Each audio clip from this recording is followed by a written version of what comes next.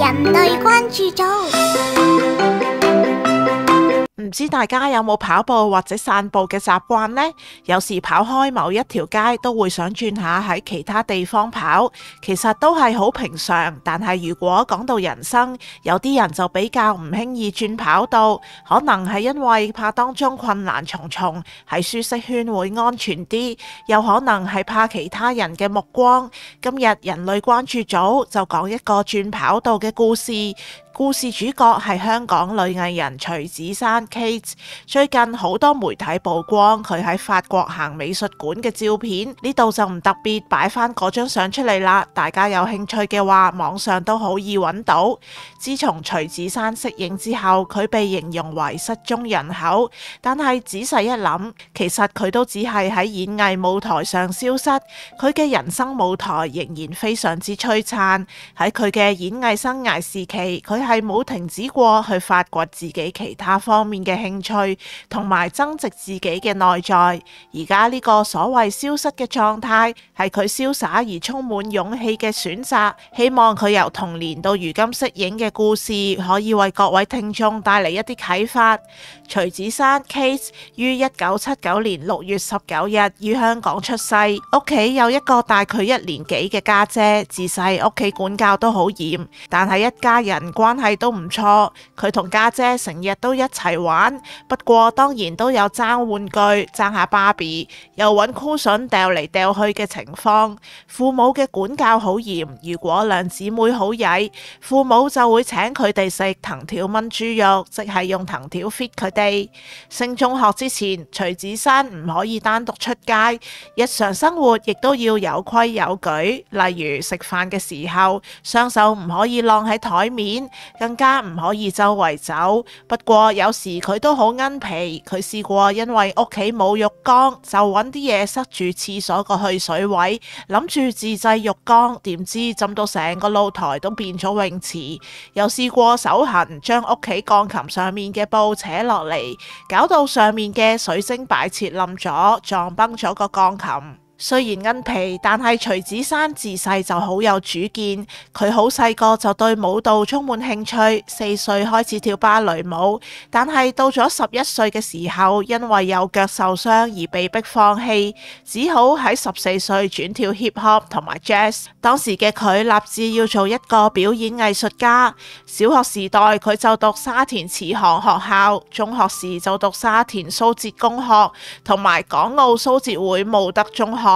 佢讀中2、3嘅時候，好有諗法嘅佢已經要求父母俾佢出國讀書，因為佢好中意英文。當時仲會睇荷里活電影字幕去學英文，再加上佢學跳舞嗰啲同學好多都係讀國際學校，令佢更加向往西方嘅生活。中學畢業之後，佢去咗美國加州大學戴維斯校修讀心理系學士，佢亦都修讀西班牙文同埋法文，暑假仲去日本學日文，絲毫冇浪費過時間。大學畢業之後，佢返到香港，曾經喺工程公司擔任市場及項目統籌嘅工作，成為咗一個普通嘅 OL。自細希望做表演藝術家嘅佢，當時就嘗試去發掘自己除咗做 OL 之外，仲有咩可能性。2004年佢參選香港小姐，當年佢參加香港小姐嘅時候，已經流露出獨特嘅氣質。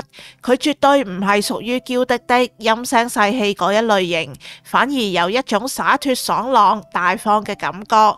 而由於佢屋企係住喺將軍澳居屋，對比起上一屆港姐冠軍曹敏莉家住豪宅，佢就被觀眾封為平民港姐。最終佢喺香港小姐競選中獲得冠軍，另外亦都得到修身美態獎、最上鏡小姐獎同埋國際親善小姐嘅獎項。之後佢加入 TVB， 都幾多演出機會，入行短短3年就拍過好多劇集，擔演一啲重要嘅角色，例如女人唔易做、突圍行動、學警出更同埋舞蹈傳承。2007年佢更加奪得飛躍進步女藝人獎，而且佢當年拍攝杜琪峰監製嘅電影《跟蹤》，飾演刑事情報科新人，第一次拍電影就有得做第一女主角，更加奪得香港電影金像獎最佳新演員同埋香港電影導演會年度大獎最佳新演員。原來喺徐子珊選港姐嘅時候，杜琪峰正正係選徐子珊做冠軍嘅評判之一，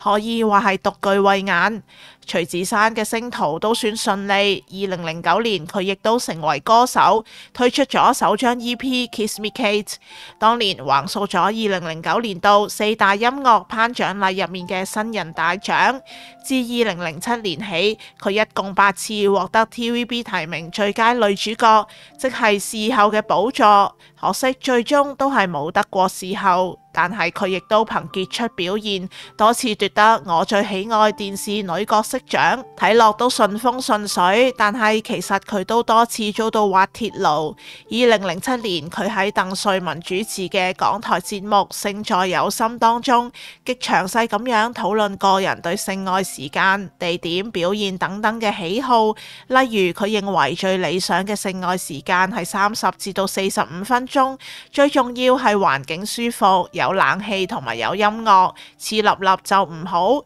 佢偏好男方唔可以矮過自己，因為有啲姿勢唔太方便。同時形容自己係攻守兼備。其實以而家呢個年代睇返，佢講嘅嘢都唔算好特別，加上係一個探討性教育嘅港台節目，相信佢當時只係以平常心去講。而且當日節目入面其他嘉賓歐善儀同埋謝天華都有分享相關嘅話題，但係可能徐子珊始終係港姐嘅身份，節目出街之後有傳佢俾高層照肺，指佢身為港姐冠軍，佢嘅言論損害形象，之後佢需要多次公開道歉。而當年部分觀眾覺得佢講埋呢啲嘢好激好姣，甚至封佢做聖女、玉女。多年後佢回憶翻當時，佢話好後悔，覺得係自己錯，唔識分析節目嘅指引，更加諗過自己係唔係啱喺娛樂圈發展。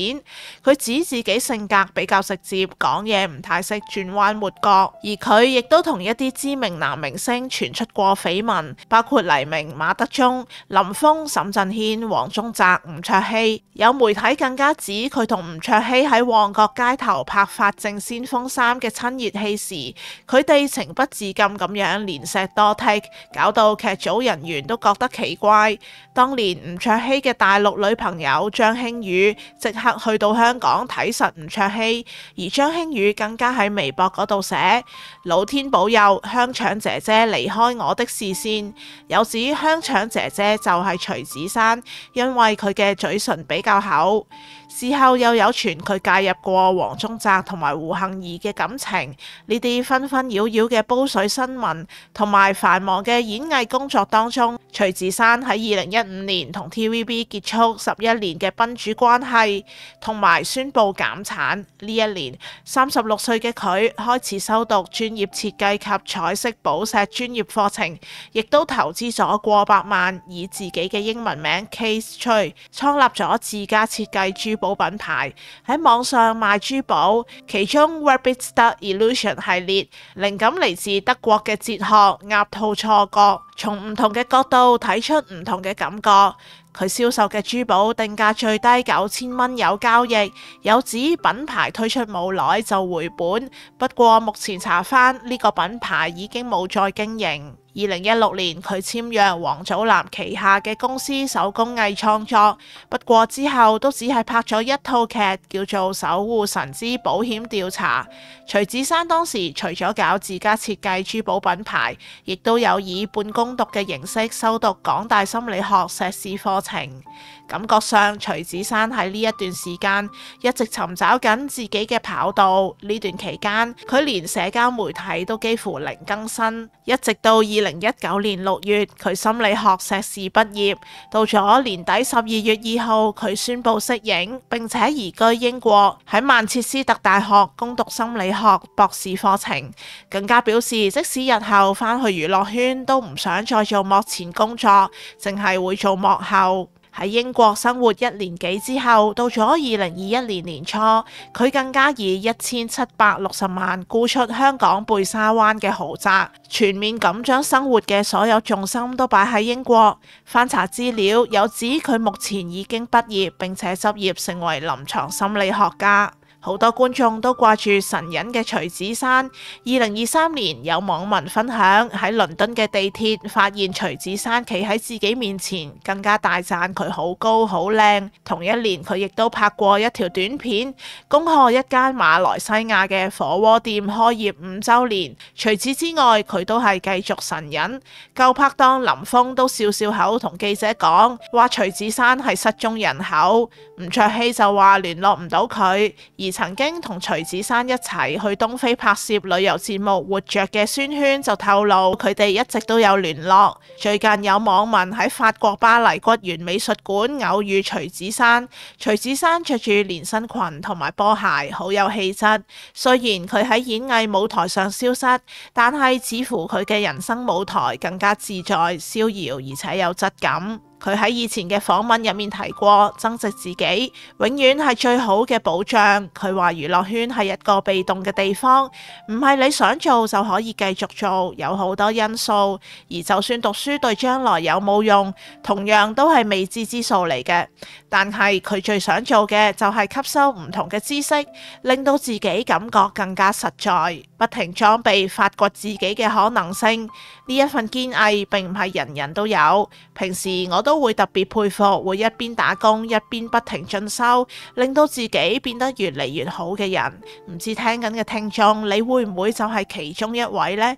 安逸嘅生活有時會令人有惰性，雖然話人人性格唔同，都唔一定要下下跳出舒適圈先叫叻。不過安逸嘅時候，適當咁裝備自己，到有一日真係需要轉跑道時，相信會比其他人輕鬆少少。今日嘅人類故事就到呢度，唔知大家有咩啟發？歡迎留言分享。另外記得 like、subscribe 同埋撳埋個啷啷。另外記得分享俾中意聽故事嘅朋友。下集我哋再見。